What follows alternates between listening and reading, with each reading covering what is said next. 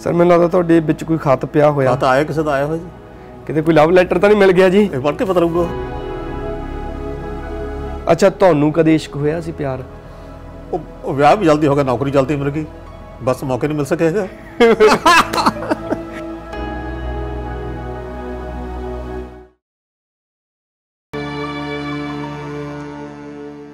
सत श्री अकाल जी, मैं आदम मान लैके हाजिर हो गया प्रोग्राम ਸਾਹਿਤਕ ਤੰਦਾਂ। ਸਾਹਿਤ ਦੀ ਤੰਦ ਅੱਜ ਪਾਉਣੀ ਆ ਅੱਖਰਾਂ ਦੇ ਨਾਲ, ਸ਼ਬਦਾਂ ਦੇ ਨਾਲ ਤੇ ਖਾਸ ਕਰ ਮਿੰਨੀ ਕਹਾਣੀਆਂ ਦੇ ਨਾਲ ਅੱਜ ਅਸੀਂ ਜੁੜਨਾ। ਹਰ ਵਾਰ ਦੀ ਤਰ੍ਹਾਂ ਇਸ ਵਾਰ ਵੀ ਸਾਡੇ ਨਾਲ ਜਿਹੜੇ ਸਾਹਿਤਕਾਰ ਆਏ ਹੋਏ ਨੇ ਉਹਨਾਂ ਦਾ ਤਾਰੂਫ ਕਰਵਾਉਂਗਾ ਮੈਂ, ਥੋੜਾ ਆਪਣੇ ਵੱਲੋਂ ਉਹਨਾਂ ਬਾਰੇ ਦੱਸੂਗਾ ਤੇ ਫਿਰ ਉਹਨਾਂ ਤੋਂ ਉਹਨਾਂ ਬਾਰੇ, ਉਹਨਾਂ ਦੀ ਕਲਮ ਬਾਰੇ ਜਾਣੂਗਾ। ਜਿਹੜਾ ਅੱਜ ਦਾ ਸਾਡਾ ਰਾਈਟਰ ਪਹੁੰਚਿਆ ਹੋਇਆ ਸਾਡੇ ਵਿਹੜੇ, ਮਿੰਨੀ ਕਹਾਣੀ ਦੇ ਵਿੱਚ ਉਹਦਾ ਆਪਣਾ ਇੱਕ ਨਾਮ ਹੈ, ਆਪਣਾ ਇੱਕ ਮੁਕਾਮ ਹੈ। 8 ਕਿਤਾਬਾਂ ਉਹਨਾਂ ਦੀਆਂ ਆਈਆਂ ਹੋਈਆਂ ਨੇ ਹੁਣ ਤੱਕ, ਜਿਹਦੇ ਵਿੱਚੋਂ 6 ਕਿਤਾਬਾਂ ਮਿੰਨੀ ਕਹਾਣੀਆਂ ਦੀਆਂ, 1 ਕਹਾਣੀਆਂ ਦੀ ਕਿਤਾਬ ਤੇ 1 ਸਵੈ ਜੀਵਨੀ ਜਿਹੜੀ ਰੀਸੈਂਟਲੀ ਹੁਣੇ ਰਿਲੀਜ਼ ਹੋਈ ਆ। ਬਿਜਲੀ ਮਹਿਕਮੇ ਦੇ ਵਿੱਚ ਇੱਕ ਲੰਬਾ ਸਮਾਂ ਉਹਨਾਂ ਨੇ ਡਿਊਟੀ ਕੀਤੀ ਆ ਤੇ ਪਿੰਡ ਦੀ ਜੇ ਮੈਂ ਗੱਲ ਕਰਾਂ ਤਾਂ ਜਦੋਂ ਪਟਿਆਲੇ ਦੇ ਨਾਲ ਹੀ ਬਹਾਦਰਗੜ੍ਹ ਪੈਂਦਾ ਤੇ ਬਹਾਦਰਗੜ੍ਹ ਦੇ ਤੋਂ ਥੋੜ੍ਹੀ ਜਿਹੀ ਵਿੱਥ ਦੇ ਉੱਤੇ ਰਾਏਪੁਰ ਮੰਡਲਾ ਪਿੰਡ ਆ। ਹੁਣ ਇਹ ਪਿੰਡ 2 ਹਿੱਸਿਆਂ 'ਚ ਵੰਡ ਗਿਆ, ਇੱਕ ਮਾਡਲ ਟਾਊਨ ਬਣ ਗਿਆ ਹੈਗਾ ਤੇ ਇੱਕ ਪਿੰਡ ਦਾ ਪਿੰਡ ਹੀ ਆ। ਉਹ ਉਹਨਾਂ ਦਾ ਜੱਦੀ ਪਿੰਡ ਹੈ। ਜਨਮ ਕਿੱਥੇ ਹੋਇਆ, ਕਿੱਥੋਂ ਚੱਲ ਕੇ ਕਿੱਥੇ ਪੜ੍ਹਾਈ ਕੀਤੀ, ਕਲਮ ਨਾਲ ਕਦੋਂ ਜੁੜੇ, ਅੱਖਰ ਨਾਲ, ਸ਼ਬਦ ਨਾਲ, ਕਹਾਣੀ ਨਾਲ ਕਦੋਂ ਜੁੜੇ, ਇਹ ਸਾਰਾ ਕੁਝ ਜਾਣਾਂਗੇ। ਉਹਨਾਂ ਦੀ ਸਿਰਜਣਾ ਬਾਰੇ, ਉਹਨਾਂ ਦੀ ਜ਼ਿੰਦਗੀ ਬਾਰੇ। ਫਿਲਹਾਲ ਉਹਨਾਂ ਦਾ ਸਵਾਗਤ ਕਰਦੇ ਆ ਸਾਡੇ ਵਿਹੜੇ ਆਇਆ ਹੋਇਆ ਅੰਗਰੇਜ਼ੋ ਦਾ ਲਾਡਲਾ ਰਘਬੀਰ ਸਿੰਘ ਮਹਿਮੀ। ਸਰ ਸਤਿ ਸ਼੍ਰੀ ਅਕਾਲ ਜੀ। ਸਤਿ ਸ਼੍ਰੀ ਅਕਾਲ ਜੀ, ਧੰਨਵਾਦ ਜੀ। ਆਦਮ ਮਾਨ ਜੀ, ਜਸਟ ਟੀਵੀ ਵਾਲਿਓ, ਤੁਹਾਡਾ ਧੰਨਵਾਦ। ਤੁਸੀਂ ਮੈਨੂੰ ਚੰਡੀਗੜ੍ਹ ਬੁਲਾਇਆ, ਦਰਸ਼ਕਾਂ ਦੇ रूबरू करवाया है, मेरा मान वधाया है। मैं आप दा बहुत धन्नवाद करदा है कि इस थां ते आउण दा, तुहाडे नाल गलबात कराउण दा, विचार प्रगट करन दा मौका प्रदान किया है। बहुत बहुत शुक्रिया जी। शुक्रिया तुहाडा सारा, इन्नी दूरों चल के तुसीं साडे विहड़े आए हो। अंग्रेजों दा लाडला, अंग्रेजों दा लाडला मैं तां कहा क्योंकि इन्हां दी जिहड़ी हुण स्वै जीवनी आई हुई आ रीसेंटली 2023 च रिलीज़ हुई आ किताब अंग्रेजों दा लाडला। ਇਹਦੇ ਬਾਰੇ ਵੀ ਗੱਲ ਕਰਾਂਗੇ। ਇਸ ਤੋਂ ਇਲਾਵਾ ਹੋਰ ਕਹਾਣੀਆਂ ਬਾਰੇ ਵੀ ਗੱਲਬਾਤ ਕਰਾਂਗੇ। ਤੇਰੇ ਜਾਣ ਤੋਂ ਬਾਅਦ ਬੂਹਾ ਨਹੀਂ ਖੁੱਲੇਗਾ, ਗਗਨ ਮੇ ਥਾਲ, ਸਿਰ ਦਾ ਤਾਜ, ਤੇਰੀਆਂ ਮੇਰੀਆਂ ਬਾਤਾਂ, ਚੰਗੇਰ ਤੇ ਤਿੜਕ। ਕਾਫੀ ਲੰਬੀ ਲਿਸਟ ਆ ਕਿਤਾਬਾਂ ਦੀ। ਬਿਲਕੁਲ ਜੀ। 40 ਵਰਿਆਂ ਦੇ ਨੇੜੇ ਤੁਸੀਂ ਡਿਊਟੀ ਕੀਤੀ ਆ ਬਿਜਲੀ ਮਹਿਕਮੇ 'ਚ। ਜੀ ਜੀ ਹਾਂਜੀ। ਠੀਕ ਹੈ, ਤੇ ਵਧੀਆ ਫਿੱਟ ਲੱਗਦੇ ਹੋ, ਸੋਹਣਾ ਲੱਗਦੇ ਹੋ, ਤੇ ਇਹ ਗੱਲਾਂ ਸਾਰੀਆਂ ਮੈਂ ਦੱਸਤੀਆਂ ਸਰ ਤੁਹਾਡੇ ਬਾਰੇ। ਹੁਣ ਮੈਂ ਤੁਹਾਡੇ ਮੂੰਹੋਂ ਜਾਣਨਾ ਵੀ ਰਘਬੀਰ ਸਿੰਘ ਮਹਿਮੀ ਕੌਣ ਨੇ? ਮੇਰੇ ਬਾਰੇ ਜੀ, ਅਸਲ 'ਚ ਗੱਲ ਇਹ ਸਵਾਲ ਹੈ ਨਾ, ਜਿਹੜਾ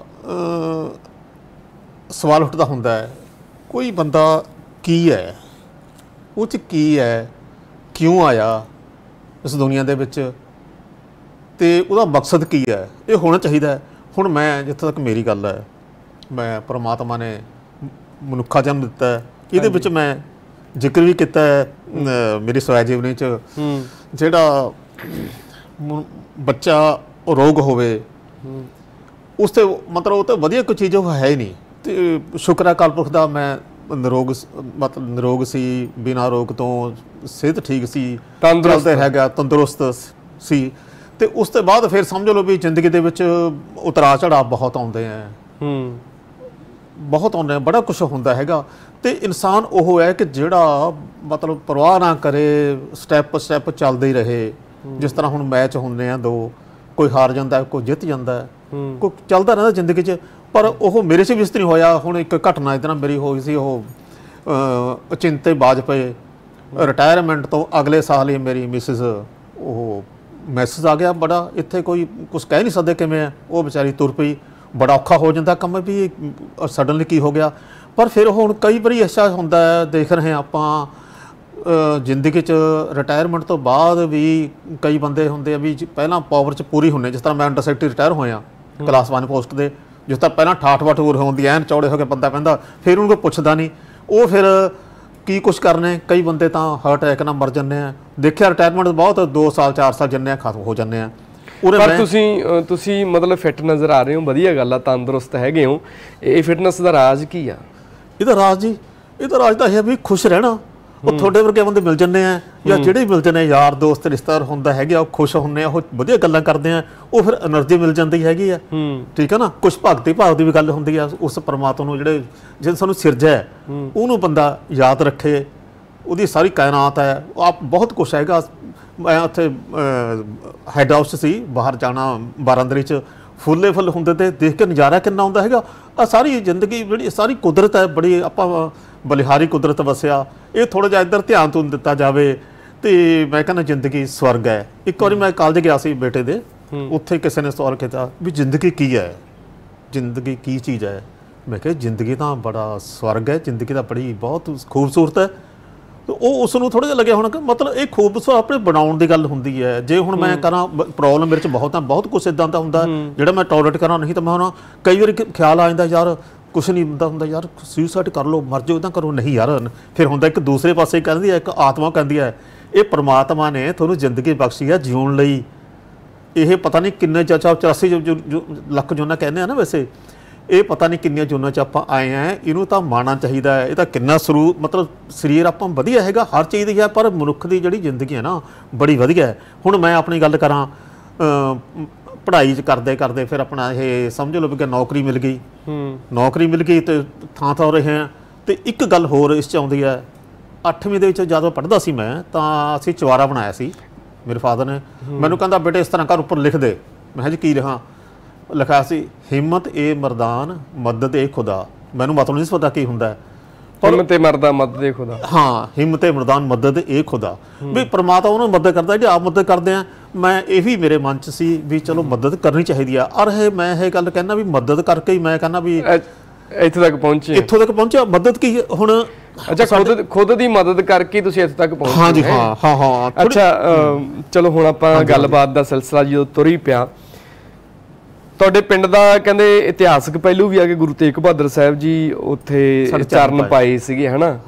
ਚਲੋ ਉਸ ਤੋਂ ਬਾਅਦ ਮੈਂ ਸੁਣਿਆ ਵੀ ਜਦੋਂ ਤੁਹਾਡਾ ਜਨਮ ਹੋਇਆ ਤੇ ਉਹ ਤੋਂ ਬਾਅਦ ਨਾ ਕਹਿੰਦੇ ਹੁੰਦੇ ਨਾ ਵੀ ਇੱਕ ਜਗ੍ਹਾ ਨਹੀਂ ਟਿਕ ਕੇ ਰਹੇ ਤੁਸੀਂ, ਕਦੇ ਇੱਕ ਜਗ੍ਹਾ ਤੋਂ, ਕਦੇ ਨਾਨਕੇ, ਕਦੇ ਦਾਦਕੇ, ਕਦੇ ਕਿਤੇ ਪੜ੍ਹਾਈ ਵੀ ਪਹਿਲੀ ਕਿਤੇ ਕਰ ਲਈ, ਦੂਜੀ ਕਿਤੇ ਕਰ ਲਈ, ਤੀਜੀ ਕਿਤੇ ਕਰ ਲਈ, ਮਸਾਂ ਹੀ 8ਵੀਂ ਤੱਕ ਪਹੁੰਚੇ ਸੀਗੇ। ਹਾਂਜੀ, ਉਹ ਇਹਦਾ ਕਾਰਨ ਅਸਲ 'ਚ ਹੈ ਨਾ, ਮੇਰੇ ਫਾਦਰ ਸਰਵਿਸ ਕਰਦੇ ਸੀ ਨੌਕਰੀ ਦੌਰਾਨ, ਫਿਰ ਜਿੱਥੇ ਟਰਾਂਸਫਰ ਹੋ ਜਾਂਦੀ ਸੀ ਉੱਥੇ ਜਾਣਾ ਪੈਂਦਾ ਸੀ। ਜਿਸ ਤਰ੍ਹਾਂ ਹੁਣ ਮੈਂ ਤੁਸੀਂ ਜ਼ਿਕਰ ਕੀਤਾ, ਨਾਭੇ ਰਹਿੰਦੇ ਸੀ ਅਸੀਂ, ਰਿਪਦਵਨ ਕਾਲਜ ਜਿੱਥੇ ਪੱਕਾ ਵਾ ਕਹਿੰਦੇ ਸੀ ਉਹਨੂੰ। ਅੰਬ ਸੀ, ਦਰਖਤ ਹੁੰਦੇ ਸੀ ਬਹੁਤ ਉੱਥੇ ਬੜਾ ਨਜ਼ਾਰਾ ਸੀ, ਬਹੁਤ ਹੀ ਮੇਰਾ ਬਚਪਨ ਉੱਥੇ ਬੜਾ ਵਧੀਆ। ਇੱਕ ਥੋੜ੍ਹੀ ਘਟਨਾ ਦਾ ਜ਼ਿਕਰ ਕਰਾਂ ਮੈਂ, ਅੰਬ ਹੁੰਦੇ ਸੀ ਬਹੁਤ ਜ਼ਿਆਦਾ ਉੱਥੇ, ਛੋਟੇ ਹੁੰਦੇ ਨੇ। ਇੱਕ ਵਾਰੀ ਮੈਂ ਬਾਹਰ ਗਿਆ, ਉੱਥੇ ਅੰਬ ਡਿੱਗੇ ਹੋਏ ਸੀ, ਹਨੇਰੀ ਜਦੋਂ ਚੱਲਦੀ ਨਾ, ਹੁਣ ਵੀ ਖਿਆਲ ਹੁੰਦਾ ਵੀ ਅੰਬ ਡਿੱਗਣਗੇ। ਉਹ ਅੰਬ ਚੁੱਕ ਕੇ ਆਪਣੇ ਪਾ ਕੇ ਨਾ ਪੱਲੇ 'ਚ ਪਾ ਕੇ ਘਰੋਂ ਲੈ ਆਇਆ। ਤੇ ਉੱਧਰੋਂ ਆ ਗਿਆ ਮਾਲੀ। ਉਹ ਮਾਲੀ ਦੇਖ ਕੇ ਮੈਨੂੰ ਮਤਲਬ ਕਹਿੰਦਾ ਫੜ ਲਿਆ ਹੱਥ ਉਹਨੇ ਮੈਨੂੰ। ਮੈਂ ਖਿਆਲ ਵੀ ਹੁਣ ਤਾਂ ਕੁੱਟੂਗਾ। ਮੈਂ ਹੱਥ ਬਾਂਹ ਫੜ ਕੇ ਮੇਰੇ ਘਰੇ ਲੈ ਗਿਆ। ਉਹ ਮਤਲਬ ਮੇਰੇ ਮਾਂ ਨੂੰ ਕਹਿਣ ਲੱਗਾ, ਕਹਿੰਦਾ ਅੰਗਰੇਜ਼ੋ ਦੇਖ ਆਹ ਤੇਰੇ ਲਾਡਲੇ ਨੇ ਕੀ ਕਰਿਆ ਅੰਬ 'ਚ ਮਤਲਬ। ਤੇ ਉਹ ਕਹਿਣਾ ਕੀ ਸੀ, ਉਹ ਅੰਬ ਸਾਰੇ ਮੈਨੂੰ ਦੇ ਦੇ। ਮੈਨੂੰ ਬੜੀ ਖੁਸ਼ੀ ਹੋਈ, ਯਾਰ ਇਹਨਾਂ 'ਚ ਕੁਛ ਕਿਹਾ ਹੀ ਨਹੀਂ ਹੈਗਾ। ਤੇ ਉਹ ਜਿਹੜਾ ਉੱਥੇ ਬਚਪਨ ਸੀ ਮੇਰਾ, ਉਹ ਬਹੁਤ ਹੀ ਮਤਲਬ ਵਧੀਆ ਬੀਤਿਆ ਹੈਗਾ। ਤੇ ਇਸ ਤਰ੍ਹਾਂ ਫਿਰ ਸਮਝ ਲਓ ਵੀ ਇਹ ਪਹਿਲੀ ਦੂਸਰੀ ਗੱਲ ਹੈ। ਤੀਸਰੀ 'ਚ ਮੈਂ ਆ ਗਿਆ ਪਟਿਆਲੇ ਇੱਕ ਘਟਨਾ ਦਾ ਜ਼ਿਕਰ ਕਰਦਾ ਥੋੜ੍ਹਾ ਜਿਹਾ। ਇਹ ਹੁੰਦੇ ਜਿਹੜੇ ਟੀਚਰ ਹੁੰਦੇ ਆ, ਅਧਿਆਪਕ ਹੁੰਦੇ ਆ, ਤੇ ਇਹਨਾਂ ਦਾ ਜਿਹੜਾ ਹੁੰਦਾ ਨਾ ਰੋਲ ਬੱਚਿਆਂ ਨੂੰ ਵਧਾਉਣ 'ਚ ਬੜਾ ਫਰਕ ਪੈਂਦਾ, ਬੱਚਿਆਂ ਦੀ ਜ਼ਿੰਦਗੀ ਬਣਾਉਣ 'ਚ। ਸਰ ਮਿੰਨੀ ਕਹਾਣੀਆਂ ਲਿਖਦੇ ਹੋ ਤੁਸੀਂ, ਹੈ ਨਾ? ਜੀ ਸਰ। ਮਿੰਨੀ ਕਹਾਣੀ ਬਾਰੇ ਦੱਸੋ ਪਹਿਲਾਂ। ਮਿੰਨੀ ਕਹਾਣੀ ਹੁੰਦੀ ਕੀ ਆ, ਇਹਦੀ ਕਿੰਨੀ ਕੁ ਲਿਮਟ ਹੁੰਦੀ ਆ, ਕਿੰਨਾ ਕੁ ਲਿਖ ਸਕਦੇ ਹੁੰਦੇ ਆ? ਸਾਹਿਤ ਦੇ ਵਿੱਚ ਦੋਸਤੋ ਨਾਵਲ ਵੀ ਇੱਕ ਵਿਧਾ ਹੈਗੀ ਆ, ਕਹਾਣੀਆਂ ਵੀ ਵਿਧਾ, ਉਦੋਂ ਬਾਅਦ ਮਿੰਨੀ ਕਹਾਣੀ ਆ ਗਈ। ਮਿੰਨੀ ਕਹਾਣੀ ਤੋਂ ਅੱਗੇ ਬਿੰਦੂ ਕਹਾਣੀਆਂ ਵੀ ਆ ਗਈਆਂ ਨੇ। ਥੋੜ੍ਹਾ ਚਾਨਣਾ ਪਾਓ, ਮਿੰਨੀ ਕਹਾਣੀ ਹੁੰਦੀ ਕੀ ਆ?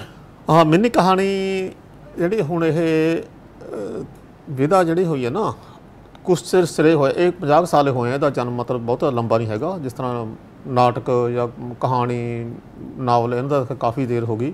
ਇਹ ਸਿਰਫ ਮਤਲਬ 1975 ਤੋਂ ਕਹਿ ਲਓ ਸੀ 1972-73 ਤੋਂ ਸ਼ੁਰੂ ਹੋਈ ਹੈ। ਤੇ ਕਰਦੇ ਕਰਦੇ ਪਹਿਲਾਂ ਤਾਂ ਇੰਨਾ ਬਹੁਤਾ ਕਲੀਅਰ ਨਹੀਂ ਸੀ ਵੀ ਕਿਵੇਂ ਕਿਵੇਂ ਨਹੀਂ, ਹੁਣ ਇਹ ਕਾफ़ੀ ਕੁਛ ਕਲੀਅਰ ਹੋ ਗਿਆ। ਤੇ ਮਿੰਨੀ ਕਹਾਣੀ ਇੱਕ ਵਧੀਆ ਵਿਧਾ ਦੇ ਤੌਰ ਤੇ ਜਾਣੀ ਜਾਂਦੀ ਹੈ। ਮਿੰਨੀ ਕਹਾਣੀ ਹੁੰਦੀ ਹੈ ਵੀ ਆਪਾਂ ਘੱਟ ਤੋਂ ਘੱਟ ਲਫ਼ਜ਼ਾਂ ਵਿੱਚ ਲਿਖੀ ਜਾਂਦੀ ਹੈ। ਮਿੰਨੀ ਮਤਲਬ ਜਿਸ ਤਰ੍ਹਾਂ ਹੁਣ ਮਿੰਨੀ ਬੱਸਾਂ ਹੁੰਦੀਆਂ, ਮਿੰਨੀ ਟਰੱਕਾਂ ਨੇ ਬਹੁਤ ਹੁੰਦਾ ਵੀ ਮਤਲਬ ਘੱਟ ਲਫ਼ਜ਼ਾਂ 'ਚ। ਕਹਾਣੀ ਹੋ ਗਈ ਵੱਡੀ, ਮਿੰਨੀ ਛੋਟੇ ਸਾਈਜ਼ ਦੀ। ਨਹੀਂ, ਮਿੰਨੀ ਕਹਾਣੀ ਨੂੰ ਮਿੰਨੀ ਸ਼ਬਦ ਕਦੋਂ ਵਰਤਿਆ ਜਾਂਦਾ? ਕਿਉਂਕਿ ਮਿੰਨੀ ਸ਼ਬਦ ਪੰਜਾਬੀ ਦਾ ਸ਼ਬਦ ਤਾਂ ਨਹੀਂ ਹੈਗਾ ਮੈਨੂੰ ਲੱਗਦਾ। ਛੋਟੀ ਕਹਾਣੀ ਵੀ ਤਾਂ ਹੋ ਸਕਦਾ ਸੀ। ਨਹੀਂ, ਛੋਟੀ ਕਹਾਣੀ ਤਾਂ ਇਸ ਤਰ੍ਹਾਂ ਨਾ, ਕਹਾਣੀ ਤੇ ਛੋਟੀ ਕਹਾਣੀ ਇਹ ਤਕਰੀਬਨ ਰਲਵੀਆਂ ਮਿਲੀਆਂ ਜਿਹੀਆਂ। ਕਹਾਣੀ ਦਾ ਆਪਾਂ ਵੱਡੀ ਕੁਛ ਕਹਿੰਦੇ ਆ, ਛੋਟੀ ਕਹਾਣੀ ਨੂੰ ਛੋਟੇ ਸਾਈਜ਼ ਹੁੰਦੀ ਆ, ਪਰ ਲੇਕਿਨ ਕਹਾਣੀ ਹੋ ਗਈ ਮਿੰਨੀ ਕਹਾਣੀ ਬਹੁਤ ਘੱਟ ਲਫ਼ਜ਼ਾਂ 'ਚ। ਇੱਕ ਮਤਲਬ ਇਹਦਾ ਕੋਈ ਪੈਮਾਨਾ ਹੈ ਨਹੀਂ ਵੈਸੇ, ਇਹ ਡਿਪੈਂਡ ਕਰਦੀ ਹੈ ਘਟਣ ਦੇ ਹਿਸਾਬ ਨਾਲ। ਤੇ ਇੱਕ ਪੇਜ ਦੇ ਆਪਾਂ ਨੋਰਮਲ ਤੌਰ ਤੇ ਆਉਂਦੀ ਹੈ, ਪਰ ਇਸ 'ਚ ਅੱਧੇ ਪੇਜ 'ਚ ਇੱਕ ਪੇਜ ਆਉਂਦੀ ਹੈ। ਪਰ ਇਸ ਦੇ ਵਿੱਚ ਸ਼ਬਦ ਬੜੇ ਸੰਕੋਚ ਕੇ ਵਰਤੇ ਪੈਂਦੇ ਆ, ਕੋਈ ਇਹਦਾ ਵਿਸਾਰ ਨਹੀਂ ਚੱਲਦੀ ਹੈਗੀ ਹੈ। ਇੱਕ ਦੀ ਘਟਨਾ ਦੇ ਵੇਰਵਾ ਵਿੱਚ ਹੁੰਦਾ ਹੈ, ਬੜੇ ਲੰਬੇ ਕਾਲ ਵਿੱਚ ਨਹੀਂ ਪੈਂਦੀ ਇਹ। ਤੇ ਸੰਖੇਪ ਤੋਂ ਸੰਖੇਪ ਸ਼ਬਦਾਂ ਵਿੱਚ ਆਪਣੀ ਗੱਲ ਕਹਿ ਜਾਵੇ ਤੇ ਉਹ ਵਧੀਆ ਗੱਲ ਹੁੰਦੀ ਹੈ। ਕਿ ਜਿਹੜੀ ਗੱਲ ਕਈ ਵਾਰੀ ਹੁੰਦੀ ਹੈ ਉਹ ਅਣਕਹੀ ਗੱਲ ਹੁੰਦੀ ਹੈ ਨਾ, ਉਹ ਹੋਵੇ ਤੇ ਪਾਠਕ ਸਮਝੇ ਵੀ ਆਹ ਗੱਲ ਇਸ ਤਰ੍ਹਾਂ ਕਹਿੰਦੀ ਹੈ। ਮਿੰਨੀ ਕਹਾਣੀ ਦਾ ਇਹ ਗੁਣ ਹੁੰਦੇ ਆ। ਆਸੇ ਪਾਸੇ ਘਟਦੀਆਂ ਘਟਨਾਵਾਂ ਨੂੰ ਤੁਸੀਂ ਜ਼ਿਆਦਾਤਰ ਆਪਦੀਆਂ ਕਹਾਣੀਆਂ 'ਚ ਪਾਉਂਦੇ ਹੋ, ਯਥਾਰਥ ਦੇ ਨੇੜੇ ਹੀ ਲਿਖਦੇ ਹੋ ਤੁਸੀਂ, ਹੈ ਨਾ? ਜੀ ਜੀ। ਜਿਹੜੀ ਗਗਨਮੇ ਥਾਲ ਤੁਹਾਡੀ ਪਹਿਲੀ ਕਿਤਾਬ ਆਈ ਸੀਗੀ 2004 ਦੇ ਵਿੱਚ, ਪਹਿਲੀ ਕਹਾਣੀ ਕਦੋਂ ਲਿਖੀ ਸੀ ਮਿੰਨੀ? ਪਹਿਲੀ ਕਹਾਣੀ ਮੈਂ ਲਿਖੀ ਸੀ ਅਸਲ 'ਚ 1996 ਤੋਂ ਮਿੰਨੀ ਕਹਾਣੀ ਲਿਖਣੀ ਸ਼ੁਰੂ ਕੀਤੀ ਹੈ ਮੈਂ। ਉਦੋਂ ਪਹਿਲਾਂ ਕੀ ਲਿਖਦੇ? ਉਸ ਤੋਂ ਪਹਿਲਾਂ ਕਹਾਣੀਆਂ ਲਿਖਦਾ ਸੀ ਮੈਂ, ਪਰ ਛਪਵਾਇਆ ਕੁਛ ਨਹੀਂ। ਇਹ ਛਪਦੀ ਰਹੀਆਂ ਹੈਗੀਆਂ, ਘੱਟ ਸੀਆਂ। ਪਰ ਅਸਲ 'ਚ ਨਾ ਮੇਰੇ 'ਚ ਸਾਹਿਤਕ ਬੀਜ ਤਾਂ ਹੈ ਸੀ, ਪਰ ਉਹ ਡਿਵੈਲਪ ਕਰਨ ਦਾ ਮੌਕਾ ਨਹੀਂ ਮਿਲਿਆ ਉਸ ਨੂੰ ਵਧਣ ਫੁੱਲਣ ਦਾ। ਕਿਉਂਕਿ ਮੈਂ ਡਿਪਾਰਟਮੈਂਟ ਬਿਜਲੀ ਬੋਰਡ ਸੀ, ਕੋਈ ਇਹੋ ਜਿਹਾ ਜੁੜਿਆ ਸੀ ਮੈਂ ਸਾਹਿਤਕ ਸੰਸਥਾ ਨਾਲ, ਜਾਂ ਕੋਈ ਸਾਹਿਤਕ ਦੋਸਤ ਨਹੀਂ ਸੀ, ਪਰ ਮਨ 'ਚ ਹੈ ਸੀ। ਜੇ ਕਿਸੇ ਮਤਲਬ ਵੀ ਸਾਹਿਤਕਾਰ ਨੂੰ ਬੁਲਾਉਣਾ ਸੀ ਤਾਂ ਤੁਸੀਂ ਐਂ ਕਰਦੇ, ਬਿਜਲੀ ਕੱਟ ਦਿੰਦੇ ਤਾਰ ਤੂਰ, ਹੈ ਨਾ? ਕਿ ਸਾਹਿਤਕਾਰ ਨੂੰ ਕਹੋ ਵੀ ਮੇਰੇ ਕੋਲ ਆਓ ਭਾਈ। ਉਹ ਕਹਿੰਦਾ ਤਾਂ ਸਾਹਿਤਕਾਰ ਤਾਂ ਪਤਾ ਲੱਗੇ, ਕੋਈ ਸਾਹਿਤ ਦਾ ਪਤਾ ਹੀ ਨਹੀਂ ਲੱਗਦਾ ਸੀ, ਕੋਈ ਸਾਹਿਤਕਾਰ ਜਾਣ ਪਛਾਣ ਹੀ ਨਹੀਂ ਸੀ। ਜੋ ਹੁੰਦਾ ਫਿਰ ਤਾਂ ਕੱਟਣ ਦੇ ਕੋਈ ਸੀ ਗੱਲ ਨਹੀਂ ਹੈਗੀ। ਥੋੜਾ ਜਿਹਾ ਨਾ ਮਜ਼ਾਕ ਵਾਲਾ, ਹਾਸੀ ਵਾਲਾ ਮਾਹੌਲ। ਸਰ ਇੱਕ ਗੱਲ ਇਹ ਵੀ ਆ ਵੀ ਚਲੋ ਹਰ ਇੱਕ ਸਫ਼ਰ ਦੇ ਵਿੱਚ ਅਲੱਗ-ਅਲੱਗ ਉਤਰਾਅ ਚੜ੍ਹਾਅ ਆਉਂਦੇ ਹੈਗੇ ਆ ਜ਼ਿੰਦਗੀ ਦੇ ਵਿੱਚ, ਪਰ ਜਿਹੜਾ ਖੁਸ਼ ਰਹਿਣਾ ਨਾ ਉਹ ਸਭ ਤੋਂ ਵਧੀਆ ਚੀਜ਼ ਆ। ਤੁਹਾਡੇ ਨਾਲ ਬੈਠ ਕੇ ਮੈਂ ਇਹ ਚੀਜ਼ ਨੂੰ ਸਿੱਖਿਆ, ਆਪਾਂ ਗੱਲਾਂ ਬਾਤਾਂ ਕਰੀਆਂ, ਹੈ ਨਾ? ਬਿਲਕੁਲ। ਸਾਹਿਤਕਾਰਾਂ ਦੇ ਨਾਲ ਫਿਰ ਰਾਬਤਾ ਕਿਵੇਂ ਕਾਇਮ ਹੁੰਦਾ? ਹਾਂ, ਇੱਥੇ ਹੋ ਕੇ ਹੋਇਆ 1996 ਦੇ ਵਿੱਚ ਪ੍ਰਿੰਸੀਪਲ ਮੋਹਨ ਸਿੰਘ ਗਿਆਨੀ ਪੜ੍ਹਾਉਂਦੇ ਹੁੰਦੇ ਸੀ। ਉੱਥੇ ਮੇਰਾ ਬੇਟਾ ਵੀ ਲੱਗਿਆ ਸੀ ਪਾਹੋਟੀ ਪ੍ਰੈਸ ਵਿੱਚ। ਉੱਥੇ ਉਹ ਕਹਾਣੀਆਂ ਦਾ ਮੁਕਾਬਲਾ ਕਰਾਉਂਦੇ ਹੁੰਦੇ ਸੀ। ਉਹ ਮੈਨੂੰ ਬੇਟਾ ਕਹਿਣ ਲੱਗਿਆ, ਕਹਿੰਦਾ ਡੈਡੀ, ਕਹਿੰਦਾ ਤੁਸੀਂ ਕਹਾਣੀ ਭੇਜੋ ਕੰਪੀਟੀਸ਼ਨ ਲਈ। ਉਹ ਭੇਜੀਆਂ ਮੈਂ, ਮੈਰਿਟ 'ਚ ਆ ਗਈਆਂ ਉਹ, ਇੱਕ ਵਾਰੀ, ਦੋ ਵਾਰੀ, ਦੋ ਤਿੰਨ ਵਾਰੀ ਆ ਗਈਆਂ। ਤੇ ਉਹ ਫਿਰ ਬੜਾ ਹੌਸਲਾ ਹੋ ਗਿਆ। ਫਿਰ ਉਸ ਪੰਜਾਬੀ ਸਾਹਿਤ ਸਭਾ ਜਿਹੜੀ ਉਹਦੇ ਪ੍ਰਧਾਨ ਸੀ ਉਹ ਕਹਿੰਦੇ ਰਘਵੀਰ ਤੂੰ ਇੱਥੇ ਆਇਆ ਕਰ ਯਾਰ ਸਾਹਿਤ ਸਭਾ 'ਚ। ਉੱਥੇ ਜੁੜਨਾ ਸ਼ੁਰੂ ਕਰਤਾ ਸਾਹਿਤ ਸਭਾ ਨਾਲ ਮੈਂ, ਪੰਜਾਬੀ ਸਾਹਿਤ ਦਾ ਪਟਿਆਲੇ ਦਾ। ਫਿਰ ਉੱਥੋਂ 1996 ਤੋਂ ਹੀ ਫਿਰ ਮੈਂ ਉਹਦੇ ਨਾਲ ਜੁੜਿਆ। ਫਿਰ ਮੈਨੇ ਕਹਾਣੀ ਸਮਝ ਲਓ ਸ਼ੁਰੂ ਕੀਤੀ ਲਿਖਣੀ, ਅਖਬਾਰਾਂ 'ਚ ਭੇਜੀ। ਉਹ ਪਹਿਲੀ ਵਾਰੀ ਭੇਜੀ ਜਦੋਂ ਛਪ ਗਈ ਉਹ, ਬਸ ਮੈਂ ਤਾਂ ਚੌੜਾ ਹੋ ਗਿਆ, ਖੁਸ਼ੀ ਹੋਈ ਬੇਹਿਸਾਬੀ। ਮਤਲਬ ਆਪਾਂ ਕਹਿ ਨਹੀਂ ਸਕਦੇ ਕੋਈ। ਉਹ ਫਿਰ ਅਜੀਤ 'ਚ ਨਹੀਂ, ਇਕੱਲੇ ਅਜੀਤ 'ਚ ਨਹੀਂ, ਪੰਜਾਬੀ ਟ੍ਰਿਬਿਊਨ, ਜਗਬਾਣੀ, ਜਿੱਥੇ ਭੇਜਣੀ ਉਹ ਛਪ ਜਾਣੀ। ਬੇਹਿਸਾਬ ਛਪਿਆ। ਬਸ ਹੌਸਲਾ ਫਿਰ ਚੱਲ ਗਿਆ, ਬਸ ਦੇ ਤੇਰੇ ਦੀ ਮਾਰੋ ਮਾਰੋ ਘੋੜਾ ਫਿਰ ਦੜਾਉਂਦਾ ਰਿਹਾ। ਫਿਰ ਮੈਂ ਅੱਗੇ ਤੋਂ ਉੱਪਰ ਚੱਲਦਾ ਰਿਹਾ, ਇੱਦਾਂ ਦਾ ਰਿਹਾ ਜੀ। ਨਹੀਂ ਸਹੀ ਗੱਲ ਹੈ। ਤੇ ਮੈਂ ਇਹ ਜਿਵੇਂ ਤੁਸੀਂ ਸ਼ੁਰੂਆਤ ਜਦੋਂ ਹੋ ਜਾਂਦੀ ਹੈ ਇੱਕ ਵਾਰੀ ਨਾ, ਜਦੋਂ ਪੜ੍ਹਨ ਵਾਲਿਆਂ ਦਾ ਤੁਹਾਨੂੰ ਸ਼ਲਾਘਾ ਕਰਦੇ ਨੇ ਤੁਹਾਡੀ, ਤਾਂ ਤੁਹਾਡਾ ਹੌਸਲਾ ਵੱਧਦਾ, ਤੁਸੀਂ ਹੋਰ ਲਿਖਦੇ ਹੋ, ਹੋਰ ਚੰਗਾ ਲਿਖਣ ਦਾ ਤੁਹਾਡਾ ਦਿਲ ਕਰਦਾ ਹੈਗਾ।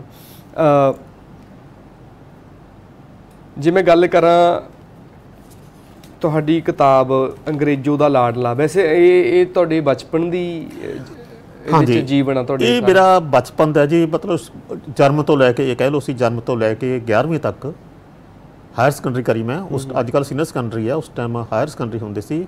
ਤੇ ਉਸ ਸਮੇਂ ਤੱਕ ਦਾ ਹੀ ਹੈਗਾ ਇਹ ਭਾਗ ਪਹਿਲਾ, ਤੇ ਸਕੂਲ ਲਾਈਫ ਦਾ ਸਾਰਾ। ਤੇ ਉਸ ਤੋਂ ਬਾਅਦ ਦਾ ਫਿਰ ਇਹ ਭਾਗ ਦੂਜਾ, ਜੇ ਮਤਲਬ ਪਰਮਾਤਮਾ ਜ਼ਿੰਦਗੀ ਬਖਸ਼ੀ ਤਾਂ ਫਿਰ ਇਹ ਵੀ ਤੁਹਾਡੇ ਰੂਬਰੂ ਕਰਾਵਾਂਗਾ।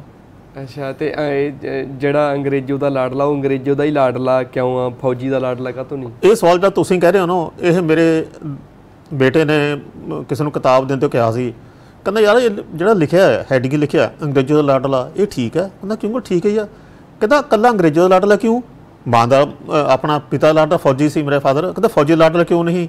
ਇਹਦਾ ਜਵਾਬ ਫਿਰ ਮੈਂ ਕਿਹਾ ਮਾਂ ਬੇਟੇ ਗੱਲ ਇਹ ਹੈ, ਮਾਂ ਜਿਹੜੀ ਹੁੰਦੀ ਹੈ ਨਾ ਮਾਂ ਹੀ ਹੁੰਦੀ ਹੈ। ਉਹ ਗਾਣਾ ਐਵੇਂ ਤੈਨੂੰ ਹੋਇਆ, ਮਾਂ ਹੁੰਦੀ ਹੈ ਮਾਂ ਵੇ ਦੁਨੀਆ ਵਾਲਿਓ, ਇਹ ਜਿਹੜੇ ਮਾਂ ਦਾ ਰੋਲ ਹੁੰਦਾ ਨਾ ਉਹ ਫਿਰ ਬੱਚੇ ਨੂੰ ਪਤਾ ਹੁੰਦਾ ਹੈ ਮਾਂ ਬਾਰੇ ਕਿਵੇਂ ਹੈ, ਖਾਸ ਕਰ ਜਦੋਂ ਮਾਂ ਹੁੰਦੀ ਨੇ ਫਿਰ ਬੱਚੇ ਨੂੰ ਪੁੱਛ ਕੇ ਦੇਖ ਲਓ ਤੁਸੀਂ। ਨਹੀਂ ਪਿਓ ਦੀਆਂ ਨਾ ਝਿੜਕਾਂ ਹੁੰਦੀਆਂ, ਨਸੀਹਤਾਂ ਹੁੰਦੀਆਂ, ਪਿਓ ਲਾਡਲਾ ਨਹੀਂ ਰੱਖਦਾ ਬੱਚਿਆਂ ਨੂੰ। ਖੈਰ ਪਿਓ ਦਾ ਫਰਜ਼ ਵੀ ਬਣਦਾ, ਪਿਓ ਖੈਰ ਮਾੜਾ ਵੀ ਬਣ ਜਾਂਦਾ ਕਿਤੇ ਨਾ ਕਿਤੇ। ਤੇ ਜੇ ਮਾਂ ਦੀ ਗੱਲ ਕਰੀਏ, ਮਾਂ ਬੱਚਿਆਂ ਦੀ ਨਾ ਨੇੜਤਾ ਵੀ ਲੈ ਲੈਂਦੀ ਆ ਵੀ ਜੇ ਪਿਓ ਝਿੜਕਦਾ ਮਾਂ ਬਚਾਉਂਦੀ ਹੈ ਤਾਂ ਬੱਚਿਆਂ ਨੂੰ ਇਹ ਲੱਗਦਾ, ਬਾਲ ਚਿੱਤ ਨੂੰ, ਬਾਲ ਮਨ ਨੂੰ, ਵੀ ਮਾਂ ਸਾਨੂੰ ਵੱਧ ਪਿਆਰ ਕਰਦੀ ਆ। ਦਰਅਸਲ ਅਸਲੀਅਤ ਦੇ ਵਿੱਚ ਇਹ ਨਹੀਂ ਹੁੰਦਾ। ਬਾਪ ਇੱਕ ਕਹਿ ਲਓ ਵੀ ਟੀਚਰ ਦੇ ਵਾਂਗੂ ਕਹਿ ਲਓ, ਤੁਹਾਡੀ ਜ਼ਿੰਦਗੀ 'ਚ ਤੁਹਾਨੂੰ ਉਤਰਾਅ ਚੜ੍ਹਾਅ ਆਉਣਗੇ, ਤੁਹਾਨੂੰ ਪੱਕਾ ਕਰਦਾ ਉਹਨਾਂ ਹਾਲਾਤਾਂ ਨਾਲ ਲੜਨ ਦੇ ਲਈ।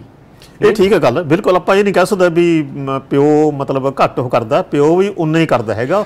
ਮਾਂ ਥੋੜੀ ਮਮਤਾ ਜੇ ਹੁੰਦੀ ਹੈ ਤਾਂ ਕਰਕੇ ਫਿਰ ਆਪਾਂ ਮਾਂ ਦਾ ਲਾਡਲਾ ਕਹਿੰਦੇ ਹਾਂ। ਇੱਕ ਮੇਰਾ ਦੋਸਤ ਆਪਣੇ ਨਾਟਕਕਾਰ ਸਤਿੰਦਰ ਸਿੰਘ ਨੰਦਾ, ਤੁਸੀਂ ਜਾਣਦੇ ਹੋਣਗੇ, ਉਹਨਾਂ ਨੂੰ ਜੋ ਕਿਤਾਬ ਭੇਟ ਕੀਤੀ ਮੈਂ, ਫਿਰ ਉਹ ਜਦੋਂ ਮਿਲਦਾ ਮੈਂ ਜਾਂਦਾ ਹੁੰਦਾ ਕਦੇ ਮਿਲਦੇ ਹਾਂ, ਆਓ ਕਹਿੰਦਾ ਅੰਗਰੇਜ਼ੋਂ ਲਾਡ ਲਿਓ, ਪਰ ਤੁਸੀਂ ਕਹਿੰਦਾ ਇਕੱਲੇ ਅੰਗਰੇਜ਼ੋਂ ਲਾਡਲੇ ਨਹੀਂ, ਤੁਸੀਂ ਸਾਡੇ ਸਭ ਦੇ ਲਾਡ ਲਿਓ। ਤੇ ਮੈਨੂੰ ਬੜੀ ਖੁਸ਼ੀ ਹੋਈ ਵੀ ਚਲੋ ਭਾਈ ਚੰਗੀ ਗੱਲ ਦਾ ਕੋਈ ਮਾਨ ਆਦਰ ਬਖਸ਼ਦਾ ਨਹੀਂ। ਮੈਂ ਇੱਕ ਗੱਲ ਤੁਹਾਨੂੰ ਹੋਰ ਦੱਸ ਦਿਆਂ ਸਰ ਬਾਰੇ ਕਿ ਤੁਸੀਂ ਜਿਹੜਾ ਬਿਜਲੀ ਬੋਰਡ 'ਚ ਜੁਆਇਨ ਕਰਿਆ ਸੀਗਾ as a LDC the full form ਕੀ ਹੁੰਦੀ ਹੈ? ਲੋਅਰ ਡਿਵੀਜ਼ਨ ਕਲਰਕ ਹੁੰਦੀ ਹੈ। ਇਹ ਤੁਹਾਨੂੰ ਫੁੱਲ ਫਾਰਮ ਕਿਹਨੇ ਯਾਦ ਕਰਾਈ ਸੀ? ਇਹ ਮੇਰੇ ਫਾਦਰ ਇਨ ਲਾ ਸੀ ਜੀ। ਡਰਾਈਵਰ ਅਸਲ 'ਚ ਸਾਡਾ ਸਾਰਾ ਪਰਿਵਾਰ ਡਰਾਈਵਰਾਂ ਦਾ ਹੀ ਹੈ। ਮੇਰੇ ਫਾਦਰ ਵੀ ਡਰਾਈਵਰ ਤੇ ਮੇਰਾ ਸਹੁਰਾ ਵੀ ਡਰਾਈਵਰ, ਮੇਰੇ ਭਰਾ ਦਾ ਪਤਾ ਸਾਰਾ ਕੁਛ ਇੱਦਾਂ ਹੀ ਕੁਛ ਚੱਲ ਰਿਹਾ ਕੁਦਰਤੀ ਤੌਰ ਤੇ ਕਹਿ ਲਓ। ਅੱਛਾ, ਉਹ ਫਿਰ ਮਤਲਬ ਜਦੋਂ ਮੈਨੂੰ ਚਿੱਠੀ ਪਾਉਂਦੇ ਹੁੰਦੇ ਸੀ ਤਾਂ ਉਹ ਰਘਵੀਰ ਸਿੰਘ ਦੇ ਨਾਲ ਨਾ ਮਤਲਬ ਵੈਸੇ ਤਾਂ ਲਿਖਦਾ LDC, ਮੇਰੇ ਫਾਦਰ ਲਿਖਦੇ LDC ਕਲਰਕ ਹੀ ਹੋ ਗਿਆ ਇਹ, ਤੇ ਉਹ ਲਿਖਦੇ ਲੋਅਰ ਡਿਵੀਜ਼ਨ ਕਲਰਕ। ਉਹ ਜਿਸ ਤਰ੍ਹਾਂ ਲੋਅਰ ਡਿਵੀਜ਼ਨ ਪਤਾ ਨਹੀਂ ਮੈਂ ਹੇਠ ਦਾ ਕਿੰਨਾ ਕਰੋ ਹੈ, ਕਈ ਤਾਂ ਉਹ ਮਤਲਬ ਸਾਡੀ ਚਿੱਠੀਆਂ ਆਉਂਦੀ ਹੁੰਦੀ ਸੀ ਉਹ ਨੀਚ ਕਰਕੇ ਲਿਖਦੇ ਤੇ। ਉਹ ਫਿਰ ਸਰਕਲ ਬਾਅਦ 'ਚ ਕਲੈਰੀਫਾਈ ਕੀਤਾ ਵੀ ਨੀਚ ਕਲਰਕ ਨਹੀਂ ਲਿਖਣਾ ਚਾਹੀਦਾ, ਇਹ ਹੇਠਲੀ ਸ਼੍ਰੇਣੀ ਕਲਰਕ ਹੁੰਦਾ ਹੈ। ਉਹ ਲੋਅਰ ਡਿਵੀਜ਼ਨ ਕਲਾ ਮੈਨੂੰ ਬੜੀ ਫਿਰ ਕਿਤੇ ਖਿੱਚ ਚੜ੍ਹਨੀ ਯਾਰ ਵੀ ਲੋਅਰ ਡਿਵੀਜ਼ਨ ਕਿਉਂ। ਫਿਰ ਮੈਂ ਹਿੰਮਤ ਮਾਰੀ, ਪੇਪਰ ਉੱਪਰ ਕਰੇ, ਫਿਰ ਉਹ ਲੋਅਰ ਡਿਵੀਜ਼ਨ ਦਾ ਜਿਹੜਾ ਸੀ ਨਾ ਤੁਹਾਡੇ ਸਹੁਰਾ ਸਾਹਿਬ ਜਾਣ ਕੇ ਤੁਹਾਨੂੰ ਜਿਤਾਉਂਦੇ ਸੀ ਵੀ ਲੋਅਰ ਡਿਵੀਜ਼ਨਲ ਕਲਰਕ। ਮੈਨੂੰ ਵੀ ਪਤਾ ਵੀ ਲੋਅਰ ਹੋਣਾ ਹੈਗਾ, ਤੂੰ ਲਿਖਣਾ ਜ਼ਰੂਰੀ ਆ। ਉਹ ਮੈਨੂੰ ਵੀ ਪਤਾ, ਉਹ ਮੈਨੂੰ ਲੱਗਦਾ ਸ਼ਾਇਦ ਇਹ ਮਤਲਬ ਮੈਨੂੰ ਜ਼ਿਆਦਾ, ਕਿਉਂਕਿ ਮੇਰੀ ਉਹਨਾਂ ਨਾਲ ਬਹੁਤੀ ਬਣਦੀ ਨਹੀਂ ਸੀ ਨਾ, ਉਹ ਸ਼ਾਇਦ ਮੈਨੂੰ ਇਸ ਕਰਕੇ ਨੀਚਾ ਦਿਖਾਉਂਦੇ ਹੋਣ, ਨੀਚਾ ਦਿਖਾਉਣ ਕਰਕੇ ਲੋਅਰ ਡਿਵੀਜ਼ਨ ਕਲਰਕ ਲਿਖਦੇ ਸੀ। ਤੇ ਉਹਦੇ ਕਰਕੇ ਉਦੋਂ ਬਾਅਦ ਚ ਸਰ ਨੇ ਕਾਫੀ ਪੇਪਰ ਉੱਪਰ ਦੇ ਕੇ ਤੇ ਅਫਸਰ ਰੈਂਕ ਤੱਕ ਪਹੁੰਚੇ। ਸਰ ਮੈਂ ਸੋਚਦਾ ਵੀ ਮੈਂ ਇੱਕ ਦੀ ਕੋਈ ਮਿੰਨੀ ਕਹਾਣੀ ਪੜ੍ਹ ਕੇ ਸੁਣਾ ਨਾ ਦੇਵਾਂ ਆਪਣੇ ਦਰਸ਼ਕਾਂ ਨੂੰ, ਹਨਾ, ਤਾਂ ਕਰਕੇ ਥੋੜਾ ਜਿਹਾ ਪਤਾ ਵੀ ਚੱਲ ਜੂ ਵੀ ਕਿਹੜੀ ਵਿਧਾ ਦੇ ਵਿੱਚ ਲਿਖਦੇ ਆ, ਮਿੰਨੀ ਕਹਾਣੀ ਹੁੰਦੀ ਕੀ ਆ, ਕਿੱਡੀ ਕੁ ਹੁੰਦੀ ਆ। ਠੀਕ ਬਿਲਕੁਲ ਠੀਕ ਹੈ ਸਰ। ਮੈਨੂੰ ਲੱਗਦਾ ਤੁਹਾਡੇ ਵਿੱਚ ਕੋਈ ਖਤ ਪਿਆ ਹੋਇਆ। ਖਤ ਆਇਆ, ਕਿਸੇ ਦਾ ਆਇਆ ਹੋਇਆ ਜੀ? ਕਿਤੇ ਕੋਈ ਲਵ ਲੈਟਰ ਤਾਂ ਨਹੀਂ ਮਿਲ ਗਿਆ ਜੀ? ਇਹ ਪੜ੍ਹ ਕੇ ਪਤਾ ਲੱਗੂਗਾ। ਅੱਛਾ, ਵੈਸੇ ਤੁਹਾਡੇ ਸਮੇਂ 'ਚ ਤਾਂ ਚਿੱਠੀਆਂ 'ਚ ਰਾਹੀਂ ਮੁਹੱਬਤ ਹੁੰਦੀ ਸੀਗੀ, ਹਨਾ ਕਿ ਨਹੀਂ? ਉਹ ਦੌਰ ਵੀ ਇੱਕ ਬੜਾ ਵਧੀਆ ਸੀਗਾ। ਅੱਜ ਕੱਲ ਤਾਂ ਵੀਡੀਓ ਕਾਲ ਇਹ ਬਹੁਤ ਚੱਲ ਪਿਆ। ਬਹੁਤ ਵਧੀਆ ਸੀ। ਅੱਛਾ, ਤੁਹਾਨੂੰ ਕਦੇ ਇਸ਼ਕ ਹੋਇਆ ਸੀ, ਪਿਆਰ?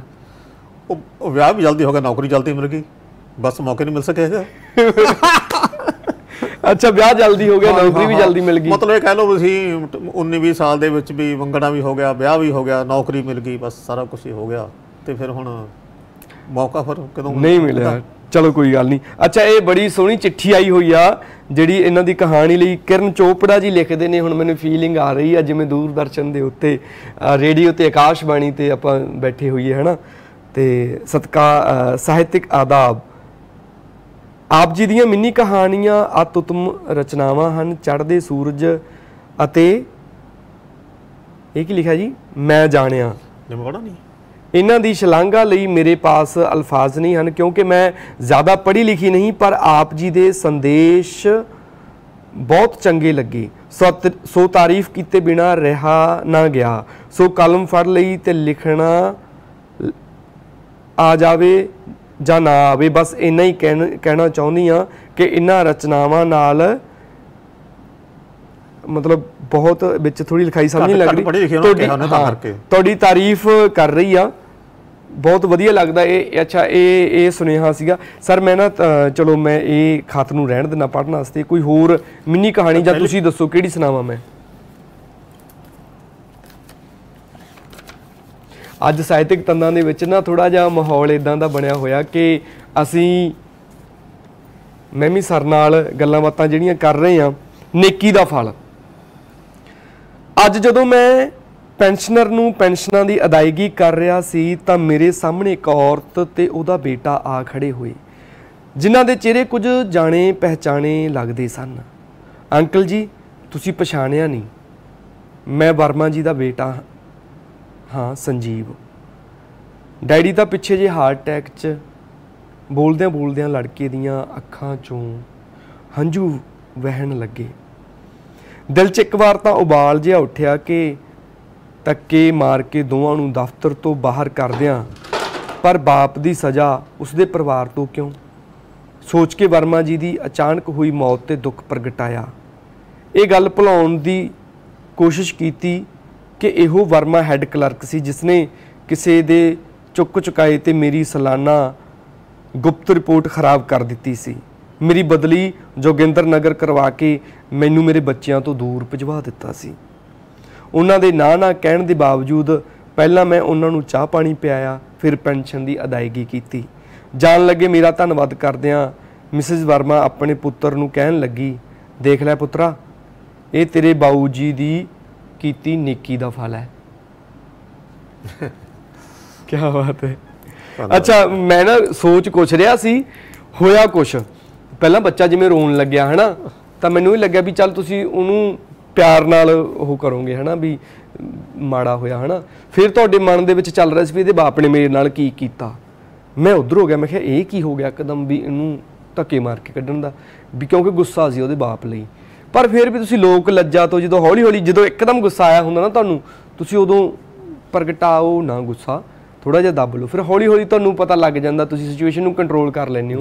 ਜਿਵੇਂ ਤੁਸੀਂ ਲੋਕ ਲੱਜੋ ਉਹਨਾਂ ਦਾ ਕੰਮ ਕਰਿਆ, ਉਹਨਾਂ ਨੂੰ ਤੋਰਿਆ, ਫਿਰ ਐਂਡ ਤੇ ਉੱਤੇ ਜਾਂਦੇ ਜਾਂਦੇ ਕਹਿੰਦੀ ਦੇਖ ਲਾ ਪੁੱਤ ਤੇਰੇ ਬਾਪ ਦੀ ਨੇਕੀ ਦਾ ਫਲ। ਹਾਂ ਬਿਲਕੁਲ, ਉਸ ਨੂੰ ਪਤਾ ਨਹੀਂ ਸੀ ਨਾ ਨੇਕੀ ਦਾ, ਕਿ ਨੇਕੀ ਦਾ ਉਲਟ ਕੰਮ ਖਰਾਬ ਕੀਤਾ ਹੋਇਆ ਸੀ। ਲੇਕਿਨ ਉਰੇ ਵਿਅੰਗ ਵਾਲੀ ਗੱਲ ਆ ਗਈ, ਵਿਅੰਗ ਵੀ ਆ, ਪਰ ਸ਼ੋਅ ਨਹੀਂ ਹੋਣ ਦਿੱਤਾ ਵੀ ਠੀਕ ਆ ਵੀ ਚਲੋ ਭਾਈ ਨੇਕੀ ਦਾ ਫਲ ਸੀ। ਇਸ ਤਰ੍ਹਾਂ ਦੀ ਅਸਲ 'ਚ ਮਿੰਨੀ ਕਹਾਣੀ 'ਚ ਇੱਦਾਂ ਦੇ ਹੋਣਾ ਚਾਹੀਦਾ ਵੀ ਕੁਛ ਵਿੱਚ ਇਹੋ ਜਿਹਾ ਹੋਵੇ ਕਿ ਪਾਠਕ ਸੋਚੇ ਵੀ ਹੈ ਇਹ ਕਿਵੇਂ ਹੋਇਆ। ਤੁਸੀਂ ਹੁਣ ਤੱਕ ਕਿੰਨੀਆਂ ਕੁ ਮਿੰਨੀ ਕਹਾਣੀਆਂ ਲਿਖਤੀਆਂ ਹੋਣਗੀਆਂ? ਮਿੰਨੀ ਕਹਾਣੀਆਂ ਤਾਂ ਬਹੁਤ ਲਿਖੀਆਂ ਜੀ, ਅੰਦਾਜ਼ਨ ਜੇ ਕਹਿ ਲਓ ਹੁਣ 1000 ਤੇ ਉੱਪਰ ਹੋ ਚੁੱਕੀਆਂ। ਤੇ ਮੇਰਾ ਖਿਆਲ ਹੈ ਜਿਨ੍ਹਾਂ 'ਚੋਂ 500 600 700 ਛਪ ਵੀ ਚੁੱਕੀਆਂ ਹੋਣੀਆਂ ਅਖਬਾਰਾਂ 'ਚ, ਮੈਗਜ਼ੀਨਾਂ 'ਚ। ਠੀਕ ਹੈ। ਇਸ ਤਰ੍ਹਾਂ ਜਦੋਂ ਤੁਸੀਂ ਕਿਹਾ ਸੀ ਨਾ ਜ਼ਿੰਦਗੀ ਇੱਕ ਗੱਡੀ ਆ ਸਟਾਰਟਿੰਗ ਦੇ ਵਿੱਚ ਹੈ ਨਾ, ਤੇ ਗੱਡੀ ਜਦੋਂ ਚੱਲ ਰਹੀ ਹੋਵੇ ਤਾਂ ਇੱਕ ਉਹਦਾ ਪਹੀਆ ਖਰਾਬ ਹੋ ਜਾਏ ਜਾਂ ਇੱਕ ਪਹੀਆ ਸਾਥ ਛੱਡ ਜਾਵੇ ਤਾਂ ਫਿਰ ਜ਼ਿੰਦਗੀ ਕਿੱਦਾਂ ਹੋ ਜਾਂਦੀ ਆ? ਹਾਂਜੀ, ਇਹਦਾ ਫਿਰ ਹੈ ਹੀ ਆ ਜੀ। ਜਦੋਂ ਹੁਣ ਕੋਈ ਜਿਸ ਤਰ੍ਹਾਂ ਅੱਗੇ ਆਪਾਂ ਗੱਡੀ ਦੀ ਗੱਲ ਕਰੀਏ, ਗੱਡਾ 'ਚ ਕੋਈ ਆਪਾਂ ਗੱਡੇ ਦੀ ਗੱਲ ਕਰਨੀ ਵੀ ਪਤਾ ਲੱਗ ਜਾਓ ਗੱਡੇ ਕੋਈ ਚੀਜ਼ ਹੁੰਦੀ ਸੀ, ਉਹ ਗੱਡਾ ਦਾ ਪਹੀਆ ਖਰਾਬ ਹੋ ਜਾਏ, ਰੁਕ ਜਾਂਦਾ ਉਹ, ਫਿਰ ਬੜਾ ਔਖਾ ਹੋ ਜਾਂਦਾ ਕੰਮ। ਅਤੇ ਇਸ ਤਰ੍ਹਾਂ ਜਿਹੜੀ ਗ੍ਰਸਤੀ ਲਾਈਫ ਹੈ ਪਤੀ ਪਤਨੀ ਨਾਲ ਚੱਲਦੀ ਹੈ, ਅਤੇ ਉਹ ਜਦੋਂ ਪਤਨੀ ਦੀ ਡੈਥ ਹੋ ਗਈ ਫਿਰ ਬੜਾ ਔਖਾ ਤਾਂ ਹੋ ਜਾਂਦਾ ਕੰਮ। ਇਹਨੂੰ ਸੰਭਾਲਣ ਲਈ ਬੜਾ ਕੁਛ ਤਰਦਦ ਕਰਨਾ ਪੈਂਦਾ, ਪਰ ਹੌਂਸਲਾ ਰੱਖਣਾ ਚਾਹੀਦਾ। ਬਸ ਇਹ ਚੀਜ਼ ਹੈ, ਹੌਂਸਲਾ ਰੱਖੋ ਵੀ ਇਕੱਲੇ ਆਪਣੇ ਨਾਲ ਨਹੀਂ ਹੁੰਦਾ ਇਹ ਸਮਝ ਲਓ ਵੀ ਧੁਰੋਂ ਜਿਵੇਂ ਤੁਸੀਂ ਫਿਰ ਉਹਨਾਂ ਤੋਂ ਬਾਅਦ ਹੀ, ਉਹਨਾਂ ਦੇ ਜਾਣ ਤੋਂ ਬਾਅਦ ਹੀ ਲਿਖੀ ਤੇਰੇ ਜਾਣ ਤੋਂ ਬਾਅਦ ਇਹ ਵਾਲੀ ਕਹਾਣੀ? ਹਾਂਜੀ, ਕਹਾਣੀਆਂ ਦਾ ਸੰਗ੍ਰਹਿ। ਇਹ ਤੇਰੇ ਜਾਣ ਤੋਂ ਬਾਅਦ ਇਹ ਬਿਲਕੁਲ ਸੱਚਾਈ ਦੀ ਅਸਲੀਅਤ ਘਟਨਾ ਹੈਗੀ ਹੈ। ਉਹ ਉਸ ਤੋਂ ਬਾਅਦ ਇੱਕ ਕਹਾਣੀ ਤੇਰੇ ਜਾਣ ਤੋਂ ਬਾਅਦ ਹੈ, ਅਤੇ ਹੋਰ ਵੀ ਹੈਗੀਆਂ। ਇਹ ਮੇਰੀ ਪਤਨੀ ਦੀ ਯਾਦ 'ਚ ਤੇਰੇ ਜਾਣ ਤੋਂ ਬਾਅਦ ਲਿਖੀ ਗਈ ਹੈ ਜੀ। ਹਾਂ, ਕਹਿੰਦੇ ਬੰਦਾ ਦਾ ਔਖਾ ਹੋ ਜਾਂਦਾ ਔਰਤ ਬਿਨਾਂ, ਕਿਉਂਕਿ ਬੱਚੇ ਆਪਣੀ ਜ਼ਿੰਦਗੀ 'ਚ ਬਿਜ਼ੀ ਹੁੰਦੇ ਨੇ, ਫਿਰ ਤੁਸੀਂ ਹਮਸਫਰ ਤਾਂ ਹੋਣਾ ਹੀ ਚਾਹੀਦਾ ਹੈ ਨਾ। ਬਿਲਕੁਲ ਜੀ, ਬਿਲਕੁਲ, ਸਾਥ ਬਣਿਆ ਰਹੇ। ਬਿਲਕੁਲ ਜੀ, ਬਿਲਕੁਲ। ਸਾਥ ਟੁੱਟ 'ਚ ਬੜਾ ਫਿਰ ਔਖਾ ਹੋ ਜਾਂਦਾ ਨਾ। ਸਾਥੀ ਰੇ ਸਾਥ ਨਿਭਾਣਾ ਗਾਣਾ ਵੀ ਹੈ ਨਾ, ਸਾਥੀ ਰੇ ਸਾਥ ਨਿਭਾਣਾ ਇਕੱਲਾ ਪੜ ਜਾਏ ਤੋਂ, ਇਸ ਤਰ੍ਹਾਂ ਦਾ ਕੁਛ ਹੈ ਨਾ। ਤੁਸੀਂ ਗਾਇਕ ਹੋ, ਤੁਹਾਨੂੰ ਜ਼ਿਆਦਾ ਪਤਾ ਹੋਊਗਾ। ਜ਼ਿੰਦਗੀ ਕਿੱਦਾਂ ਲੰਘ ਰਹੀ ਹੈ ਅੱਜ ਕੱਲ੍ਹ? ਜ਼ਿੰਦਗੀ ਬਹੁਤ ਵਧੀਆ ਜੀ, ਫਸਟ ਕਲਾਸ ਹੈ, ਟੌਪ ਟੌਪ ਹੈ। ਲਿਖਣ ਪਾਸੇ ਜ਼ਿਆਦਾ ਬਿਜ਼ੀ ਹੋ? ਲਿਖਣ ਪਾਸੇ ਜ਼ਿਆਦਾ ਬਿਜ਼ੀ, ਰਿਟਾਇਰਮੈਂਟ ਤੋਂ ਬਾਅਦ। ਅੱਛਾ, ਤੁਹਾਨੂੰ ਸਰ ਬਾਰੇ ਹੋਰ ਦੱਸ ਦੇਵਾਂ ਗੱਲ। ਜਿਹੜਾ ਨੌਕਰੀ ਜੁਆਇਨ ਕਰੀ ਸੀ ਉਹ ਲੋਅਰ ਡਿਵੀਜ਼ਨਲ ਕਲਰਕ, ਕਹਿੰਦਾ ਜੀ ਤੁਸੀਂ ਤਾਂ ਨਾ ਕਹੋ, ਮੇਰੇ ਸਹੁਰਾ ਸਾਹਿਬ ਤਾਂ ਕਹਿੰਦੇ ਰਹੇ ਆ। ਚਲੋ ਕਲਰਕ ਦੇ ਤੌਰ ਤੇ ਕਰੀ ਸੀ, ਪਰ ਅਫਸਰ ਰੈਂਕ ਤੱਕ ਤੁਸੀਂ ਪਹੁੰਚਣ ਦਾ ਕਿੱਦਾਂ ਪਹੁੰਚੇ ਹੋ ਤੁਸੀਂ? ਉਹ ਇਹ ਹੈ ਜੀ, ਹੁਣ ਜਿਸ ਤਰ੍ਹਾਂ ਸਿਰਫ ਇੱਕ ਤਾਂ ਦੱਸਿਆ ਸੀ ਮਾਨ ਸਾਹਿਬ ਨੇ ਵੀ ਲੋਅਰ ਡਿਵੀਜ਼ਨ ਕਲਰਕ ਦਾ ਸੀ, ਮੈਨੂੰ ਚਿੜ ਸੀ। ਇੱਕ ਮੇਰੇ ਫਾਦਰ ਚਾਹੁੰਦੇ ਸੀ, ਕਹਿੰਦੇ ਬੇਟਾ ਮੈਂ ਚਾਹੁੰਦਾ ਤੂੰ ਅਫਸਰ ਬਣੇ। ਉਹ ਕਹਿੰਦੇ ਰਹੇ ਮੈਂ ਮਤਲਬ ਥੋੜਾ ਸੁਭਾਅ ਹੈ ਘੌਲੀ ਕੋਲ ਜਰਾ ਇੱਧਰ। ਫਿਰ ਮੈਂ ਆਇਆ, ਫਿਰ ਹਿੰਮਤ ਮਾਰੀ ਤਾਂ ਪੇਪਰ ਇਕੱਠੇ LDC ਨੂੰ ਤੋਂ ਪ੍ਰਮੋਸ਼ਨ ਲਈ UDC ਲਈ ਨਾ ਪੇਪਰ 4 ਹੁੰਦੇ ਆ, ਉਹ ਮਤਲਬ ਜੇ ਇਕੱਠੇ ਕਰ ਲਈ ਨਾ ਇਨਕਰੀਮੈਂਟਾਂ ਮਿਲਦੀ ਸੀ 2। ਉਹ ਫਿਰ ਖਿੱਚਦਾ ਕੰਮ ਤੇ ਪੇਪਰ ਪਾਸ ਕਰ ਲਏ, 2 ਐਡਵਾਂਸ ਇਨਕਰੀਮੈਂਟਾਂ ਮਿਲੀਆਂ ਤੇ ਫਿਰ ਉਸ ਤੋਂ ਬਾਅਦ ਪ੍ਰਮੋਸ਼ਨ ਹੋ ਗਈ UDC ਦੀ। ਫਿਰ ਅੱਗੇ ਚੱਲ ਪਿਆ, ਜਿਸ ਤਰ੍ਹਾਂ ਮਤਲਬ ਅੰਬ ਡਿੱਗਦੇ ਹੁੰਦੇ ਸੀ ਉਸ 'ਚ ਇਸ ਤਰ੍ਹਾਂ ਡਿੱਗਣ ਲੱਗੇ। UDC ਤੋਂ ਬਾਅਦ ਸਰਕਲ ਅਸਿਸਟੈਂਟ, ਫਿਰ ਸੀਨੀਅਰ ਅਸਿਸਟੈਂਟ, ਫਿਰ ਸੁਪਰਡੈਂਟ ਗ੍ਰੇਡ 2, ਫਿਰ ਸੁਪਰਡੈਂਟ ਗ੍ਰੇਡ 1, ਉਸ ਤੋਂ ਬਾਅਦ ਅੰਡਰ ਸੈਕਟਰੀ ਕਲਾਸ 1, ਜਿਹਦੇ ਅੰਡਰ ਵੀ ਅੱਗੇ ਗਸਟਡ ਅਫਸਰ ਹੁੰਦੇ ਸੀ। ਇਸ ਤਰ੍ਹਾਂ ਦਾ ਫਿਰ ਜਾਣੀ ਕਿ ਉਹ ਤਰੱਕੀ ਦਾ ਸਿਲਸਿਲਾ ਚੱਲਦਾ ਰਿਹਾ। ਇਸ ਤੋਂ ਇਲਾਵਾ ਇਕੱਲੇ ਹੀ ਨਹੀਂ ਪੇਪਰ ਹੁੰਦੇ ਆ ਅਕਾਊਂਟਸ ਦੇ ਸਾਡੇ, ਉਹ ਵੀ ਲਾਈਨ ਵੱਖਰੀ ਹੁੰਦੀ ਹੈ, ਪਰ ਉਹ ਜਿਹੜੇ ਤਕੜੇ ਮਤਲਬ ਬੰਦੇ ਘੈਂਟ ਹੁੰਦੇ ਆ ਨਾ, ਉਹ ਵੀ ਛੱਡ ਦਿੰਦੇ ਸੀ। ਮੈਂ ਕਿਹਾ ਵੀ ਨਹੀਂ ਕਰਨੇ ਆ। ਉਹ ਫਿਰ ਅਕਾਊਂਟਸ ਦੇ ਪੇਪਰ ਸੀ ਜਿਹੜੇ SAS ਦੇ ਕਹਿੰਦੇ ਜਿਹਨਾਂ ਨੂੰ, ਉਹ 4 ਪੇਪਰ ਮੈਂ ਉਹ ਵੀ ਕਲੀਅਰ ਕਰਤੇ ਸੀ। ਉੱਧਰ ਮੈਂ ਜਾ ਸਕਦਾ ਸੀ, ਪਰ ਮੈਂ ਇਸੇ ਲਾਈਨ 'ਚ ਰੱਖਿਆ ਆਪਣੀ ਕਲੈਰੀਕਲ। ਨਹੀਂ ਵੈਸੇ ਤੁਸੀਂ ਪੜ੍ਹਨ 'ਚ ਕਿੰਨੇ ਕੁ ਹੁਸ਼ਿਆਰ ਸੀਗੇ ਸ਼ੁਰੂ ਤੋਂ? ਸ਼ੁਰੂ ਤੋਂ ਨਾਲਾਇਕ ਸੀ ਜੀ ਮੈਂ, ਪਹਿਲੀ ਦੂਸਰੀ ਤੀਸਰੀ ਇਹ ਸਮਝ ਲਓ ਵੀ ਬਹੁਤਾ ਮਤਲਬ ਜਿਹੜੇ ਪਿਛਲੇ ਸੀ ਨਾ ਇੱਕ ਤਰ੍ਹਾਂ ਕਹਿ ਦਿਓ ਅਸੀਂ ਫਾਡੀ ਕਹਿੰਦੇ ਜਿਹਨੂੰ ਆਪਾਂ, ਉਹਨਾਂ 'ਚ ਸੀ 7ਵੀਂ ਤੱਕ। ਪਰ 7ਵੀਂ ਜਦੋਂ ਮੈਂ 8ਵੀਂ 'ਚ ਜੋਗੀਵੀਰ ਦਾਖਲ ਹੋ ਗਿਆ ਨਾ, ਉੱਥੇ ਤਾਂ ਫਿਰ ਮਤਲਬ ਮੈਂ ਜਦੋਂ ਪੇਪਰ ਪੱਕੇ ਹੋਏ ਤਾਂ ਜਿਹੜੇ ਸਭ ਤੋਂ ਜ਼ਿਆਦਾ ਨੰਬਰ ਆਏ ਸੀ ਉਹ 2 ਸਾਲ 3 ਸਾਲ ਫੇਲ ਸੀ ਉਹ ਅੰਦਰ, ਤੇ ਉਹ ਮੇਰੇ ਤੋਂ ਅੱਗੇ ਸੀ। ਉਸ ਤੋਂ ਬਾਅਦ ਮੇਰਾ ਨੰਬਰ ਸੀ। ਜਿਹੜਾ ਸਭ ਤੋਂ ਜ਼ਿਆਦਾ ਫੇਲ ਬੰਦਾ ਸੀਗਾ ਉਹ ਸਭ ਤੋਂ ਪਹਿਲੇ ਨੰਬਰ ਤੇ, ਤੁਸੀਂ ਦੂਜੇ ਨੰਬਰ। ਰਘਵੀਰ ਸਿੰਘ ਦਾ ਨੰਬਰ ਆ ਗਿਆ, ਤੇ ਬਸ ਫਿਰ ਉਸ ਤੋਂ ਬਾਅਦ ਤਾਂ ਫਿਰ ਚੱਲਦੇ ਰਿਹਾ ਕੰਮ, ਫਿਰ ਕਦੇ ਮਤਲਬ ਨਹੀਂ ਕੋਈ।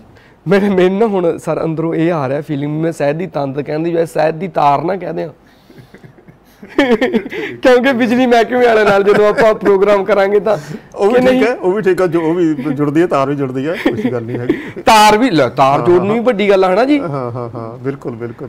ਹਾਂ ਵੈਸੇ ਮੈਂ ਇੱਕ ਗੱਲ ਦੱਸਾਂ ਸਰ ਨੂੰ, ਕਲਚਰਲ ਚੀਜ਼ਾਂ ਨਾਲ ਸੱਭਿਆਚਾਰਕ ਚੀਜ਼ਾਂ ਨਾਲ ਵੀ ਬੜਾ ਲਗਾਵ ਆ, ਤੇ ਤੁਸੀਂ ਕਾਫੀ ਚੀਜ਼ਾਂ ਕਲੈਕਟ ਵੀ ਕੀਤੀਆਂ ਹੋਈਆਂ ਨੇ ਹਨਾ ਪੁਰਾਣੀਆਂ। ਹਾਂਜੀ ਹਾਂਜੀ। ਤੇ ਮੈਨੂੰ ਸਾਹਿਤ ਦੇ ਨਾਲ ਨਾਲ ਵਿਰਸਾ ਤੇ ਸੱਭਿਆਚਾਰ ਸਾਡਾ ਜਿਹੜੇ ਪੁਰਾਣੀ ਚੀਜ਼ਾਂ ਹੁੰਦੀਆਂ ਸੀ ਉਹਨਾਂ ਦਾ ਵੀ ਬਹੁਤ ਸ਼ੌਂਕ ਹੈ ਰੱਖਣ ਦਾ। ਉਹ ਮੈਂ ਕਲੈਕਟ ਕਰ ਰਿਹਾ ਕਾਫੀ ਲੰਬੇ ਸਮੇਂ ਤੋਂ। ਜਿਸ ਤਰ੍ਹਾਂ ਪਹਿਲਾਂ ਛੋਟੇ ਹੁੰਦੇ ਪੈਸੇ ਹੁੰਦੇ ਸੀ, ਗਲੀ ਵਾਲਾ ਪੈਸਾ, ਡਬਲੀ ਪੈਸਾ, ਇਸ ਤਰ੍ਹਾਂ ਹੁੰਦੇ ਸੀ। ਫਿਰ ਉਹ ਉਸ ਤੋਂ ਬਾਅਦ ਯਾਨੀ ਕਿ ਫਿਰ ਨਵੇਂ ਪੈਸੇ ਚੱਲ ਪਏ, ਨਵੇਂ ਪੈਸੇ ਤੋਂ ਬਾਅਦ ਹੁਣ ਹੋਰ ਚੱਲ ਪਏ। ਉਹ ਹੁੰਦਾ ਵੀ ਇਸ ਤਰ੍ਹਾਂ ਪੁਰਾਣੀਆਂ ਚੀਜ਼ਾਂ, ਗਲਾਸ ਹੁੰਦੇ ਸੀ, ਕੰਗੜੀਆਂ ਗਲਾਸ ਕਹਿੰਦੇ ਆ। ਰੇਡੀਓ ਸਾਡੇ ਪਿੰਡ 'ਚ ਮੈਂ ਬੜੇ ਮਾਣ ਨਾਲ ਗੱਲ ਕਹਿੰਦਾ ਹੈ, ਮੇਰੇ ਫਾਦਰ ਨੂੰ ਥੋੜ੍ਹਾ ਜਿਹਾ ਨੌਕਰੀ ਕਰਕੇ ਉਹ ਸੀ, ਰੇਡੀਓ ਲਿਆ ਸੀ ਨਾ ਅਸੀਂ, ਤਾਂ ਉਹ ਰੇਡੀਓ ਉਸ ਸਮੇਂ ਇਹ ਲੱਗਦਾ ਹੁੰਦਾ ਸੀ, ਕਿਉਂਕਿ TV ਦਾ ਤਾਂ ਬਹੁਤ ਬਾਅਦ 'ਚ ਆਇਆ, ਤਾਂ ਮਤਲਬ ਇੰਨੇ ਬੱਚੇ ਸਾਡੇ ਘਰ ਆ ਜਾਂਦੇ ਸੀ ਕਿ ਸਾਨੂੰ ਰੋਟੀ ਖਾਣੀ ਔਖੀ ਹੋ ਜਾਂਦੀ ਸੀ। ਰੇਡੀਓ ਮਤਲਬ ਪਹਿਲੀ ਵਾਰੀ ਸਾਡੇ ਘਰ ਰੇਡੀਓ ਆਇਆ, ਤੇ ਪਹਿਲੀ ਵਾਰੀ ਸਾਡੇ ਘਰ ਨਲਕਾ ਲੱਗਿਆ, ਤੇ ਪਹਿਲੀ ਵਾਰੀ ਸਾਡੇ ਘਰੇ ਮੇਰੇ ਫਾਦਰ ਨੇ ਚੁਬਾਰਾ ਬਣਾਇਆ। ਉਹ ਸਾਡਾ ਘਰ ਮਤਲਬ ਬਾਕੀਆਂ ਨਾਲੋਂ ਥੋੜ੍ਹਾ ਜਿਹਾ ਮਤਲਬ ਉਹ ਸੀ। ਤੇ ਫਿਰ ਚਲੋ ਜਿਹੜੇ ਹੁਣ ਸਮਾਨ ਦੀ ਗੱਲ ਕਰਦੇ ਆਪਾਂ, ਮੈਂ ਸ਼ੌਂਕ ਹੈ ਮੈਨੂੰ ਰੱਖਣ ਦਾ। ਜੰਡੀ ਜਿਹੜੀ ਸੇਵੀਆਂ ਵਟਣ ਵਾਲੀ ਜੰਡੀ ਹੁੰਦੀ ਹੈ, ਲਾਲਟੈਨ ਹੁੰਦੀ ਹੈ, ਰੇਡੀਓ ਹੁੰਦਾ ਹੈਗਾ, ਤੇ ਇਸ ਤਰ੍ਹਾਂ ਮਤਲਬ ਹੋਰ ਵੀ ਬਹੁਤ ਚੀਜ਼ਾਂ। ਗਾਉਣ ਵਾਲੀ ਮਸ਼ੀਨ ਹੈਗੀ ਹੈ, ਤਵੇ ਵਾਲੀ ਮਸ਼ੀਨ, ਉਹ ਵੀ ਰੱਖੀ ਹੋਈ ਆ। ਤਵੇ ਵੀ ਰੱਖੇ ਹੋਏ ਆ ਮੈਂ, ਟੇਪ ਰਿਕਾਰਡ ਰੱਖੇ ਹੋਈਆਂ, ਕੈਸਟਾਂ ਜਿਹੜੀਆਂ ਹੁਣ ਅੱਜ ਕੱਲ੍ਹ ਕੈਸਟਾਂ ਵੀ ਨਹੀਂ ਹੈਗੀਆਂ, ਕੈਸਟਾਂ ਵੀ ਬਹੁਤ ਰੱਖੀਆਂ ਹੋਈਆਂ ਆ, ਤੇ ਟੇਪ ਰਿਕਾਰਡਰ ਵੀ ਪਈ ਹੈ। ਤੇ ਇਸ ਤਰ੍ਹਾਂ ਦਾ ਕਿੰਨੇ ਸਮਾਨ ਮੈਂ ਰੱਖਿਆ ਹੋਇਆ। ਤੇ ਉਹ ਹੁਣ ਮਤਲਬ ਮੈਂ ਜਾਨੀ ਕਿ ਅਜੇ ਬੰਦ ਹੋਇਆ ਹੈ, ਤੇ ਉਹ ਆਪਣਾ ਸੈਲਫ ਵਗੈਰਾ ਬਣਾ ਕੇ ਉਹ ਸਜਾਉਣਾ ਹੈਗਾ। ਤਾਂ ਕਰਕੇ ਜਿਹੜੀ ਮਤਲਬ ਜਿਹੜੇ ਹੁਣ ਦੀ ਪੀੜ੍ਹੀ ਦੇ ਜਿਹਨਾਂ ਨੂੰ ਕੁਛ ਪਤਾ ਹੀ ਨਹੀਂ ਹੈਗਾ, ਤੇ ਮਾਨ ਸਾਹਿਬ ਦਾ ਖੈਰ ਕਾਫੀ ਪਤਾ ਇਹਨਾਂ ਦੇ ਮਤਲਬ ਹੈਗੇ ਇਸ ਗੱਲ ਨੂੰ, ਉਹ ਦੱਸੀ ਜਾਂਦੇ ਉਹਨਾਂ ਨੂੰ ਬਹੁਤ ਕੁਛ ਇੱਦਾਂ ਤਾਂ ਹੈਗਾ ਜਾਣਕਾਰੀ। ਉਹ ਤੁਸੀਂ ਕਾਫੀ ਚੀਜ਼ਾਂ ਦਾ ਜ਼ਿਕਰ ਤੁਹਾਡੀ ਕਿਤਾਬ ਦੇ ਵਿੱਚ ਵੀ ਜੇ ਤੁਸੀਂ ਦੇਖੋਗੇ ਤਾਂ ਅੰਗਰੇਜ਼ੋ ਦਾ ਲਾਡਲਾ ਵਿੱਚ ਇਹ ਚੀਜ਼ਾਂ ਇਹਨਾਂ ਦੇ ਬਚਪਨ ਕਰਕੇ ਨਾ ਕਾਫੀ ਤੁਸੀਂ ਜਿਹੜਾ ਖੱਡੀ ਹੋ ਗਈ ਉਹਦੇ ਨਾਲ ਬੁਣਨ ਵਾਲੀਆਂ ਚੀਜ਼ਾਂ ਸੀ, ਕੀ ਹੁੰਦਾ ਸੀਗਾ ਪਹਿਲਾਂ ਹੈ ਨਾ। ਹਾਂਜੀ ਹਾਂਜੀ। ਚਰਖਾ ਤੇ ਕਹਿੰਦੇ ਆ ਗੱਡਾ, ਇਹ ਮਨੁੱਖੀ ਸਿਵਲਾਈਜੇਸ਼ਨ ਦਾ ਸਭ ਤੋਂ ਲੰਬਾ ਦੌਰ ਇਹਨਾਂ ਦਾ ਰਿਹਾ, ਤੇ ਸਿਵਲਾਈਜੇਸ਼ਨ ਦੇ ਵਿੱਚ ਸਭ ਤੋਂ ਵੱਡਾ ਹੱਥ ਚਰਖੇ ਦਾ ਤੇ ਗੱਡੇ ਦਾ। ਗੱਡੇ ਨਾਲ ਢੋਆ ਢੋਆਈ ਹੁੰਦੀ ਸੀਗੀ, ਚਰਖੇ ਨਾਲ ਕੱਪੜਾ ਲੀੜਾ ਬੁਣਿਆ ਜਾਂਦਾ ਸੀਗਾ। ਬਿਲਕੁਲ ਬਿਲਕੁਲ ਕਿ ਨਹੀਂ। ਅੱਛਾ, ਕਲਚਰਲ ਚੀਜ਼ਾਂ ਇਕੱਠੀਆਂ ਕਰਨ ਬਾਰੇ ਵੀ ਦੱਸਦਾ ਤੁਹਾਡੇ ਬਾਰੇ। ਇੱਕ ਚੀਜ਼ ਹੋਰ ਦੱਸਣੀ ਹੈ, ਕਹਿੰਦੇ ਉਹ ਕੀ ਗੱਲ ਸੀ ਕਿ ਤੁਸੀਂ ਰਿਟਾਇਰਮੈਂਟ ਤੋਂ ਬਾਅਦ ਆਪਣੇ ਬੇਟੇ ਦੇ ਨਾਲ ਇਕੱਠਿਆਂ ਨੇ MA ਕੀਤੀ ਆ? ਹਾਂ ਉਹ ਇਸ ਤਰ੍ਹਾਂ ਸੀ ਜੀ, ਮੈਨੂੰ ਜਿਸ ਤਰ੍ਹਾਂ ਆਪਾਂ ਜ਼ਿਕਰ ਚੱਲ ਰਿਹਾ ਵੀ ਪੜ੍ਹਨ ਦਾ ਸ਼ੌਂਕ ਹੈ ਮੈਨੂੰ ਬਹੁਤ ਜ਼ਿਆਦਾ। ਅਤੇ ਇੱਕ ਮੈਂ ਤੁਹਾਨੂੰ ਆਪਣੇ ਡਿਪਾਰਟਮੈਂਟ ਦੀ ਗੱਲ ਦੱਸਾਂ, ਕਿਊਆਰਾਂ ਜਾਂਦੀਆਂ ਹੁੰਦੀਆਂ, ਗੁਪਤ ਰਿਪੋਰਟਾਂ ਕਹਿੰਦੇ ਆ ਜਿਸ ਨੂੰ ਸਰਕਾਰੀ, ਉਸ 'ਚ ਉਹ ਤਾਂ ਮੇਰੀ ਜਿਹੜੀ ਮਤਲਬ ਗੁਪਤ ਰਿਪੋਰਟ ਗਈ ਕੰਸਰਨਡ ਬੰਦੇ ਕੋਲ, ਸੁਪਰਡੈਂਟ ਕੋਲ, ਉਹ ਇੱਕ ਲੰਚ ਟਾਈਮ 'ਚ ਮਿਲ ਗਿਆ ਮੈਨੂੰ। ਉਹ ਮੈਨੂੰ ਕਹਿੰਦਾ ਰਘਵੀਰ ਯਾਰ ਤੂੰ ਤਾਂ ਹੱਦੇ ਕਰਤੀ, ਤੇ ਇੰਨੀਆਂ ਤੇਰੀ ਯੋਗਤਾਵਾਂ, ਕਿਉਂਕਿ MA ਕਦੇ ਗਿਆਨੀ ਕਦੇ ਕਈ ਕੁਛ, ਉਹ ਬੜਾ ਹੈਰਾਨ ਹੋ ਰਿਹਾ ਸੀ। ਅਤੇ ਹੁਣ ਮੇਰਾ ਸ਼ੌਂਕ ਹੈਗਾ ਸੀ ਇਸ ਤਰ੍ਹਾਂ। ਅਤੇ ਹੁਣ ਇਹ ਜਿਹੜੀ ਗੱਲ ਕਰਦੇ ਹਾਂ ਰਿਟਾਇਰਮੈਂਟ ਤੋਂ ਬਾਅਦ, ਤਾਂ ਮੇਰਾ ਬੇਟਾ ਅਤੇ ਮੈਂ, ਉਹ ਅੱਜ ਕੱਲ੍ਹ ਡਾਕਟਰ ਲੱਗਿਆ ਹੋਇਆ, ਪ੍ਰੋਫੈਸਰ ਹੈ ਸੁਧਾਰ 'ਚ, ਅਤੇ ਅਸੀਂ ਇਕੱਠਿਆਂ ਨੇ ਫਿਰ ਕੁਰੂਕਸ਼ੇਤਰ ਯੂਨੀਵਰਸਿਟੀ ਤੋਂ MA ਸੋਸ਼ਲ ਸਟੱਡੀ ਪਾਸ ਕੀਤੀ ਹੈ। ਅਤੇ ਉਹ ਪਾਸ ਕੀਤੀ, ਇੱਕ ਪੇਪਰ ਦਿੱਤਾ, ਮੇਰੇ ਨੰਬਰ ਘੱਟ ਆ ਗਏ, ਬੇਟੇ ਜਾਬੇ, ਹਾਂ ਬੇਟੇ ਜ਼ਿਆਦਾ ਆ ਗਏ। ਤਾਂ ਮੈਨੂੰ ਵੀ ਬੜੀ ਹੋਇਆ ਵੀ ਮੇਰੇ ਘੱਟ ਕਿਉਂ, ਮੇਰੇ ਵੱਧ ਹੋਣੇ ਚਾਹੀਦੇ ਆ ਜਾਂ ਕਮ ਸੇ ਬਰਾਬਰ ਤਾਂ ਹੋਣ। ਤਾਂ ਉਹ ਫਿਰ ਜਿਹੜੇ ਇੱਕ ਪੇਪਰ ਘੱਟ ਆਏ ਸੀ, 100 'ਚ 35 ਨੰਬਰ ਸੀ। ਮੈਂ ਰੀਵੈਲੂਏਸ਼ਨ ਕੀਤੀ, ਉਹ ਯੂਨੀਵਰਸਿਟੀ ਨੇ ਕਰਿਆ ਨਹੀਂ ਜੀ ਉਹ ਤਾਂ ਉਨਾ ਹੀ ਆ। ਫਿਰ ਉਹ ਦੁਬਾਰੇ ਪੇਪਰ ਦਿੱਤੇ, ਮੈਂ ਪੇਪਰ ਦਿੱਤੇ ਦੁਬਾਰੇ 65 ਨੰਬਰ ਆਏ। ਉਹ ਕਰਾ ਕੇ ਜੀ ਜਿੰਨੇ ਮੇਰੇ ਬੇਟੇ ਦੇ ਨੰਬਰ ਸੀ, ਮੇਰੇ ਵੀ ਉਨੇ ਨੰਬਰ ਬਰਾਬਰ ਆ ਗਏ। ਅਸੀਂ ਇਕੱਠੇ ਜਾਂਦੇ ਹੁੰਦੇ ਸੀ, ਅਤੇ ਬੱਚੇ ਮਜ਼ਾਕ ਕਰਦੇ ਹੁੰਦੇ ਸੀ ਵੀ ਹੈ ਦੋਏ ਬਾਪ ਪੁੱਤ ਵੀ ਇੱਕੋ ਜਮਾਤ 'ਚ। ਅਤੇ ਮਤਲਬ ਪਤਾ ਵੀ ਸ਼ੌਂਕ ਦਾ ਕੋਈ ਮਤਲਬ ਪੜ੍ਹਾਈ ਦਾ ਕੋਈ ਉਮਰ ਨਹੀਂ ਹੁੰਦੀ ਹੈਗੀ। ਅਤੇ ਉਹ ਫਿਰ ਅਸੀਂ ਇਕੱਠਿਆਂ ਨੇ ਪੇਪਰ ਪਾਸ ਕੀਤੇ ਆ, ਅਤੇ ਨੰਬਰ ਯਾਨੀ ਕਿ ਉਹਦੇ ਮੇਰੇ ਬੇਟੇ ਦੇ ਬਰਾਬਰ ਹੀ ਨੰਬਰ ਮੇਰੇ ਆਏ ਸੀ। ਚਲੋ ਬਹੁਤ ਵਧੀਆ ਗੱਲ ਹੈ ਜੀ। ਖੈਰ ਪੜ੍ਹਾਈ ਦੇ ਨਾਲ ਜੁੜਨਾ, ਸਿੱਖਿਆ ਦੇ ਨਾਲ, ਵਿੱਦਿਆ ਦੇ ਨਾਲ ਜੁੜਨਾ ਬਹੁਤ ਵਧੀਆ ਗੱਲ ਆ, ਕਿਤਾਬਾਂ ਦੇ ਨਾਲ ਜੁੜਨਾ। ਅੱਛਾ, ਤੁਸੀਂ ਖੁਦ ਪਹਿਲੀ ਕਿਤਾਬ ਕਿਹੜੀ ਪੜ੍ਹੀ ਸੀ, ਜਾਂ ਸਾਹਿਤ ਦੀ ਚੰਗ ਪਹਿਲੀ ਵਾਰੀ ਕਦੋਂ ਤੁਹਾਨੂੰ ਲੱਗੀ? ਹਾਂ ਜੀ, ਹਾਂ ਇਹ ਮੈਂ ਪੜ੍ਹੀ ਸੀ ਜਦੋਂ ਮੈਂ ਨੌਕਰੀ ਤੋਂ ਪਹਿਲਾਂ ਪੜ੍ਹਦੇ ਸੀ, ਜਦੋਂ ਮੈਂ ਜਸਵੰਤ ਸਿੰਘ ਕਮਲ ਨਾਵਲਿਸਟ ਸੀ ਜਿਹੜੇ, ਉਹਨਾਂ ਦੀ ਸੀ ਕਿਤਾਬ ਰੂਪਧਾਰਾ ਨਾਵਲ। ਉਹ ਮੈਨੂੰ ਇੰਨਾ ਚੰਗਾ ਲੱਗਿਆ, ਮਤਲਬ ਕਿਤਾਬ ਉਹ ਨਾਵਲ ਵਧੀਆ ਲੱਗਿਆ ਕਿ ਮੈਂ ਜਸਵੰਤ ਸਿੰਘ ਕਮਲ, ਮੈਨੂੰ ਹੋ ਗਿਆ ਜਿਸ ਤਰ੍ਹਾਂ ਕੋਈ ਬੰਦਾ ਕਿਸੇ 'ਤੇ ਫੈਨ ਹੋ ਜਾਂਦਾ, ਕਿਸੇ 'ਤੇ ਮਤਲਬ ਫਿਦਾ ਹੋ ਜਾਂਦਾ ਵੀ ਇਹ ਜਸਵੰਤ ਕਿੰਨਾ ਵਧੀਆ ਪਿਆਰਾ ਨਾਮ ਹੈ ਕਮਲ, ਵੀ ਇਹਨੇ ਇੰਨੀ ਵਧੀਆ ਚੀਜ਼ ਲਿਖੀ ਹੈ, ਉਹਨੂੰ ਮਿਲਣਾ ਚਾਹੀਦਾ ਹੈ। ਉਹ ਫਿਰ ਮੇਰੇ ਮਨ 'ਚ ਸੱਧਰ ਸੀ ਮਿਲਣ ਦੀ। ਫਿਰ ਜਦੋਂ ਮੈਂ ਰੋਪੜ ਸੀ ਡਿਊਟੀ ਦੌਰਾਨ, ਫਿਰ ਮੈਂ ਚਿੱਠੀ ਲਿਖੀ ਕਮਲ ਸਾਹਿਬ ਨੂੰ। ਉਹਨਾਂ ਨੇ ਦੱਸਿਆ ਮੈਨੂੰ, ਜਦੋਂ ਆਈ ਚਿੱਠੀ ਖਾਤਾ ਹੈ ਉਹਨਾਂ ਦਾ, ਦੱਸਿਆ ਉਹਨਾਂ ਨੇ ਵੀ ਮੈਂ ਇੱਥੇ ਮੇਰਾ ਪਿੰਡ ਢੁੱਲੀ ਕੇ ਇਵੇਂ ਐਡਰੈਸ ਹੈਗਾ, ਮੈਂ ਕਲਕੱਤੇ ਆ, ਮੈਂ ਫਿਰ ਆਊਂਗਾ।